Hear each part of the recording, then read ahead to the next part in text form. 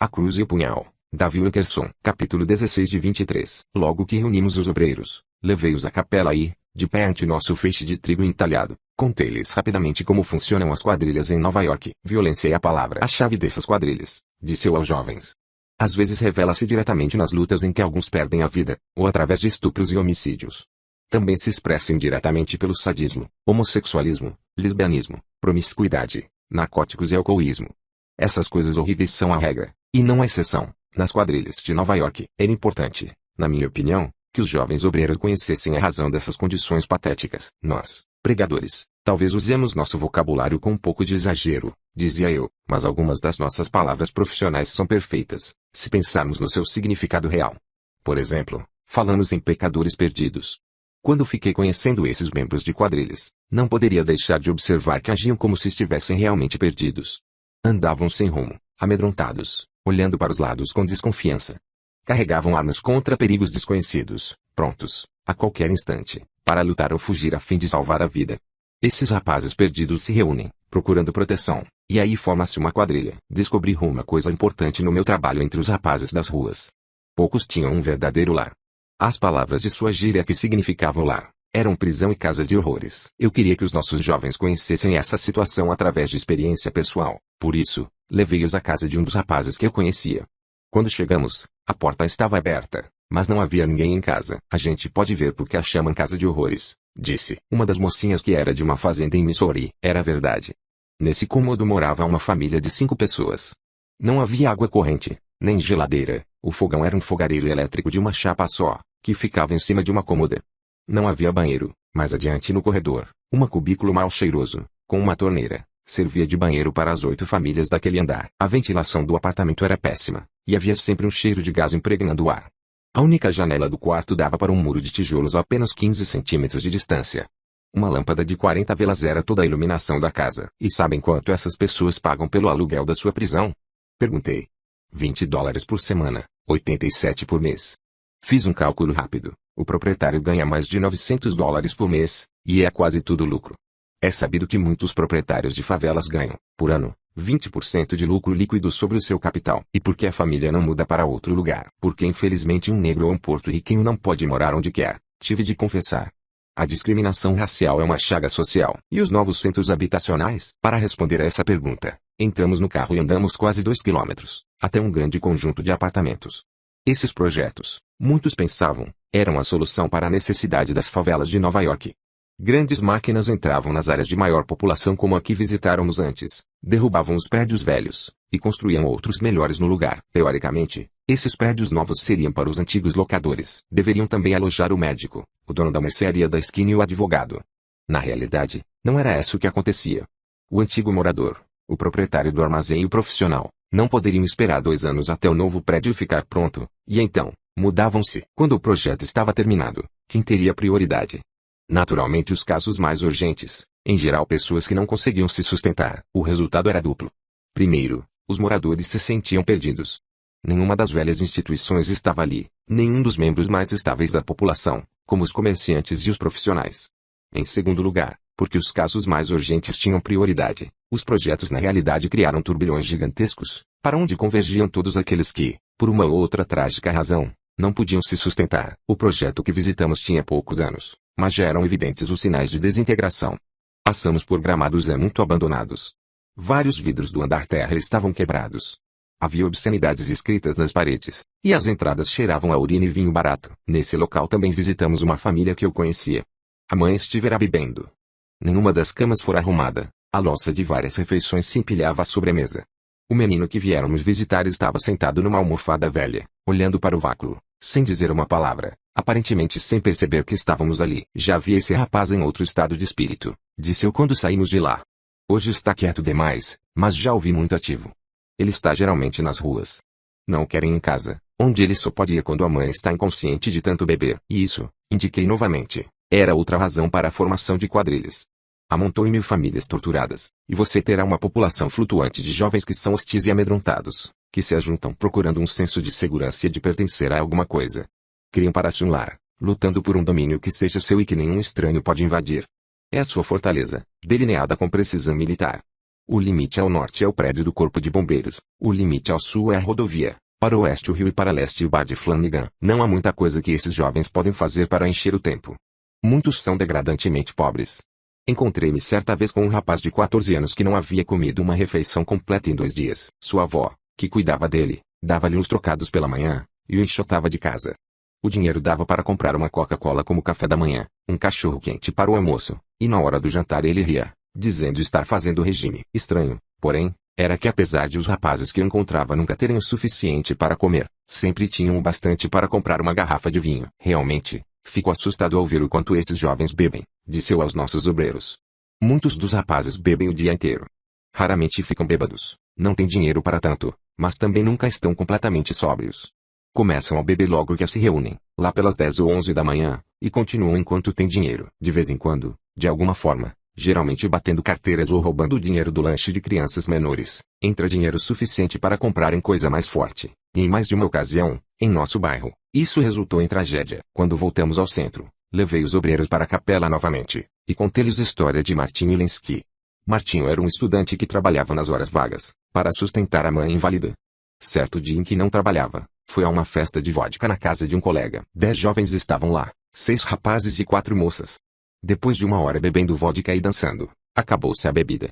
Fizeram então uma coleta para comprar cerveja, mas Martinho se recusou a contribuir, o que deu início a uma briga. No meio da confusão, uma espada alemã com uma lâmina de 30 centímetros apareceu na mão de um dos rapazes. Depois de um golpe rápido, lá estava Martinho estirado no chão da cozinha. Morto. Bem, e agora? Eu sabia que o que queria dizer surpreenderia alguns dos jovens recém-saídos do seminário. Recostei-me na cadeira, com as mãos cruzadas atrás da cabeça. Vamos supor que vocês tivessem conversado com Martinho Lenski em alguma esquina, por alguns instantes. Lembre-se de que ele morrerá se for aquela festa. Quais seriam as primeiras palavras que dirigiriam a ele? Eu diria que Cristo salva, disse um rapaz. Era disso que eu estava com medo. Todos me olharam surpresos. Continuei. Precisamos ter muito cuidado para não ser meros papagaios. Eu procuro sempre estar atento a frases, expressões religiosas, que já ouvi muitas vezes. Então, quando estou nas ruas, nunca uso uma frase sem primeiro perguntar a Deus se posso usá-la com o mesmo poder com que foi usada ao ser pronunciada pela primeira vez. Na realidade, continuei, o que querem dizer quando afirmam que Cristo salva? É claro que aqueles jovens sabiam qual a resposta a essa pergunta. Não estavam apenas repetindo frases conhecidas, antes falavam de alguma coisa que já lhes havia acontecido. Bem, disse uma mocinha, significa nascer de novo. Mas essas palavras ainda parecem algo decorado.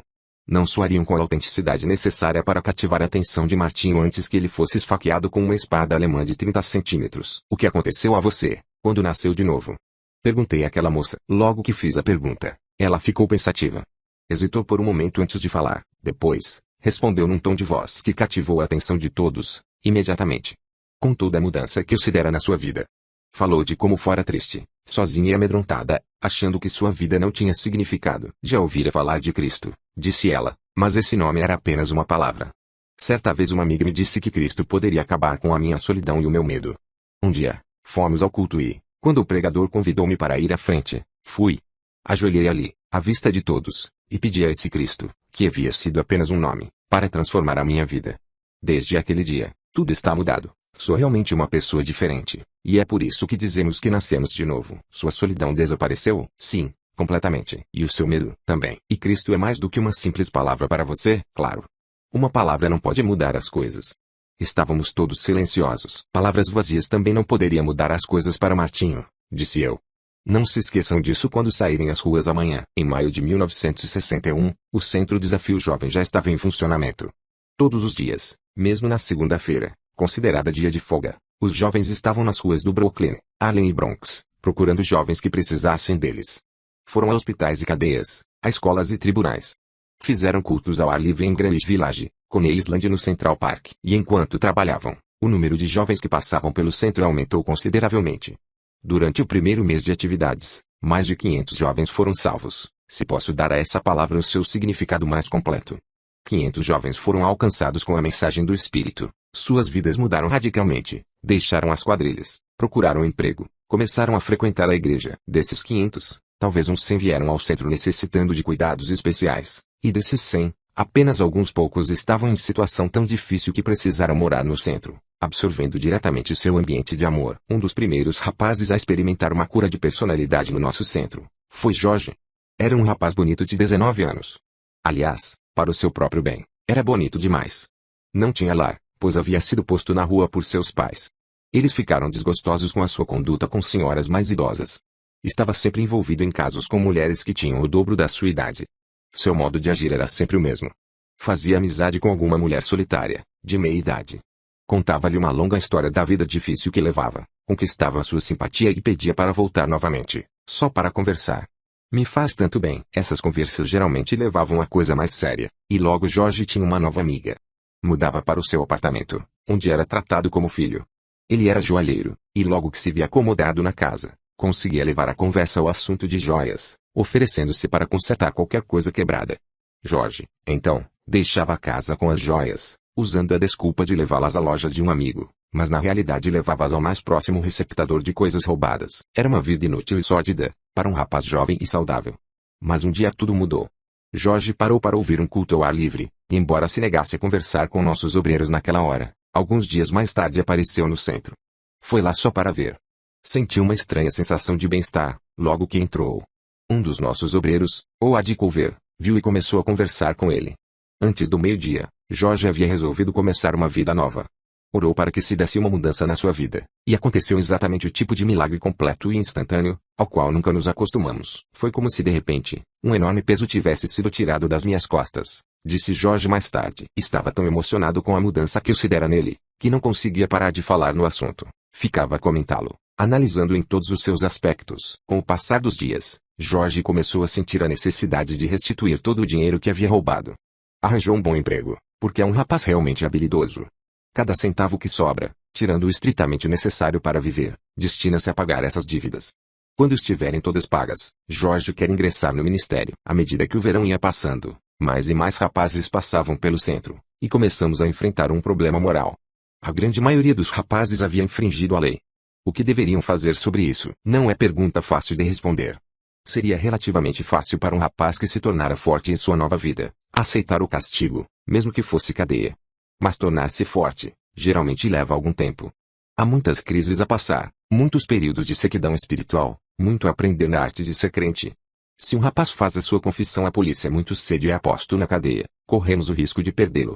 Por outro lado, ele ofendeu a lei da sociedade, e o sentimento de culpa também pode retardar o seu crescimento espiritual. Cheguei à conclusão de que não há uma solução única para todos os casos. Muitas vezes sinto-me perplexo quanto ao conselho que devo dar. Pedro, por exemplo, estivera no centro vários dias antes de chegar-se a mim, queixando-se. Não consigo comer. Não posso dormir. Não consigo dormir de modo nenhum. Por quê, Pedro? Sinto o peso dos meus crimes. Sinto um peso nos ombros. Tenho de ir confessar-me à polícia. Escutei-o por algum tempo, e cheguei à conclusão de que ele realmente deveria ir confessar à polícia. Algum dia. Pedro não contou seus crimes pormenorizadamente, porque não falava inglês muito bem e eu não entendia bem espanhol. Mas estava tão agitado e confuso, que uma confissão à polícia seria a solução mais acertada. O único problema era a época certa. Pedro era ainda tão novo em sua vida transformada, que algum tempo na cadeia certamente o retardaria. Recomendei a Pedro que esperasse um pouco. Mas ele não quis saber disso. Portanto chamei o meu velho amigo Vicente Ortez para atuar como intérprete, e fomos todos à central de polícia. O sargento estava sentado comendo um sanduíche, quando chegamos. Olhou-nos e disse, "As ordens." "Sou o reverendo Wilkerson, diretor do evangelismo jovem", disse eu. "Tenho um rapazinho que foi membro da quadrilha Dragões e quer confessar algumas coisas." O sargento me olhou seriamente e pediu que eu repetisse o que havia dito. Quando fiz, ele largou o lápis, chamou-me para um lado e disse, "Reverendo, ele é biruta." "De modo nenhum", respondi. "Constantemente vêm pessoas até aqui confessar coisas que nunca fizeram. Mas se acha que o rapaz desfruta de todas as suas faculdades mentais, leve-o até a sala dos detetives, no andar de cima." Então, subimos e esperamos. Pedro estava calmo.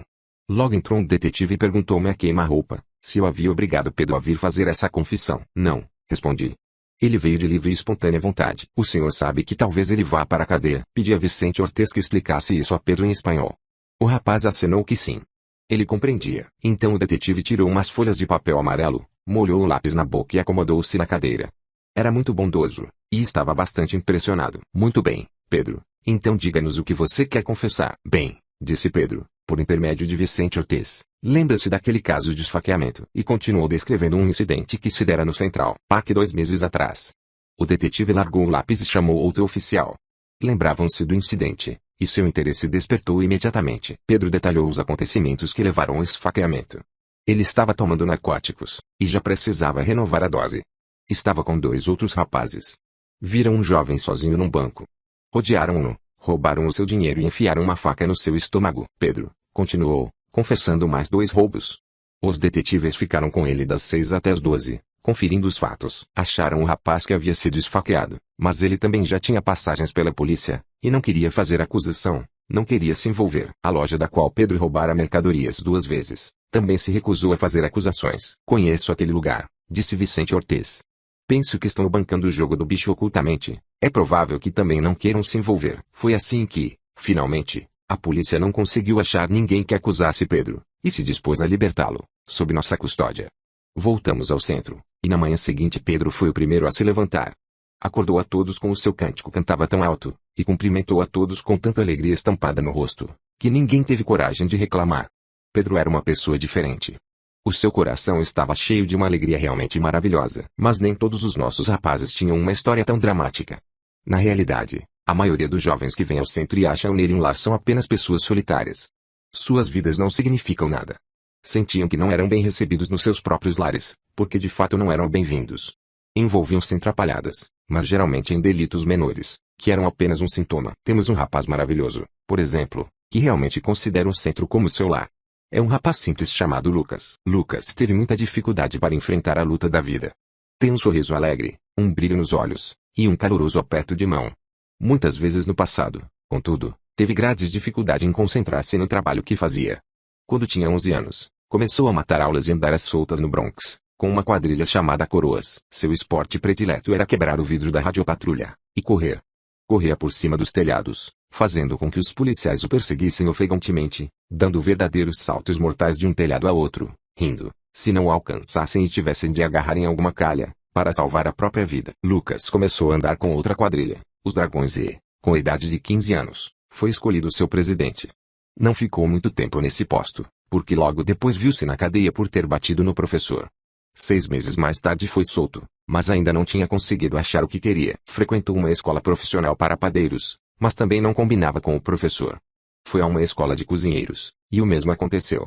Ingressou numa escola de açougueiros, onde novamente discutiu com o professor, tendo de deixar a escola. O Centro Desafio Jovem é o único lugar no qual Lucas ficou mais de uma noite, de livre e espontânea vontade.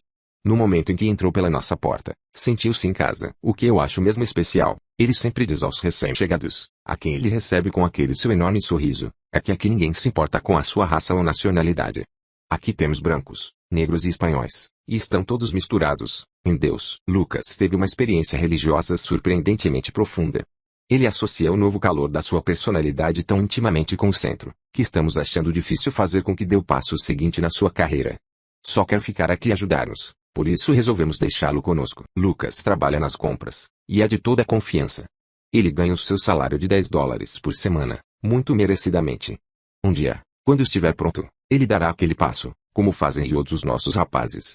Mas até chegar este dia, esse lugar está às suas ordens. Final do capítulo 16 de 23. A Cruz e o Punhal, Davi Wilkerson.